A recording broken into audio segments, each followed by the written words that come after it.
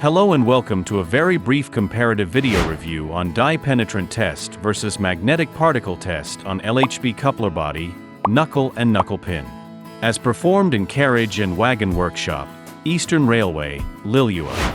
In compliance with the recent RDSO directive, in this workshop MPT has been incorporated in the system with effect from September 12, 2024 for testing of LHB CBC components in place of erstwhile practice of DPT. And the result is amazing, as we can see by comparing percentage flaw detection data in DPT and MPT. Rejection rate in DPT based on data of past 2 years till inception of MPT is much less than MPT based on data of since inception. Now let's watch some visuals of performance of DPT and MPT side by side on same component for some exemplary cases of flaws detected on LHB CBC head, knuckle and knuckle pin. On the screen there are cases of cracks found on knuckle eye portion of CBC head. These flaws are neither visible to naked eye and significantly, nor to DPT also. Here is another example of detection on knuckle eye portion on CBC head between DPT and MPT.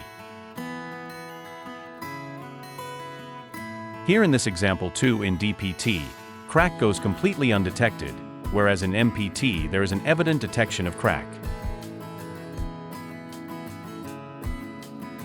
Now let's check some detection of flaws on CBC knuckle. Most of the cracks are found on the machined nose face of the knuckle. As can be seen clearly, these fine cracks being of subsurface nature are undetectable in DPT.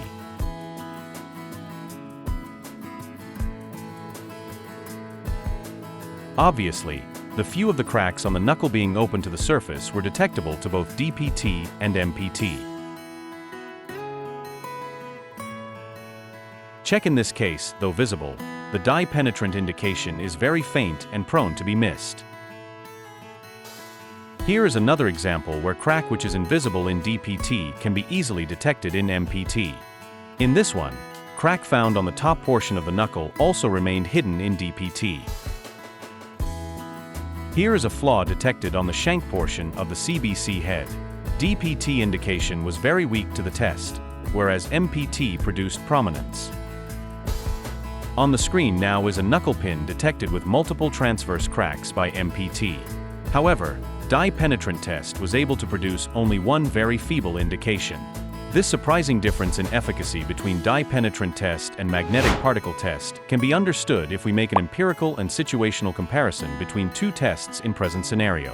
DPT requires extensive amount of surface pre-cleaning, otherwise, there is enough probability to miss fine hairline cracks. Due to critical geometry of CBC components, surface pre-cleaning is vital issue in practical terms. On the other hand, MPT requires not so rigorous surface pre-cleaning. Secondly, DPT is limited to surface cracks only, whereas MPT can detect subsurface cracks up to a certain limits along with surface cracks.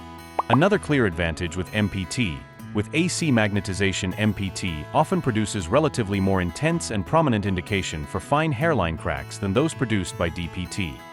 Lastly, for proper detection of fine hairline cracks, DPT would require 30 to 40 minutes, comprising of 15 to 20 minutes for each penetration dwell time and developer wait time. On the other hand, MPT enjoys the benefit of instant development of indication. Beyond just CBC components, MPT demonstrates effectiveness in other parts as well. In this specific case, although the crack on the anti-roll bar remained invisible to the naked eye, MPT instantly revealed its clear development.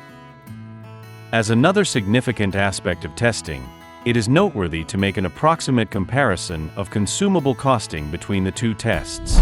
And it reveals that MPT is also cheaper than DPT with respect to cost of regular consumable chemicals. Finally, let's take a note of make-wise data of the failed components during MPT.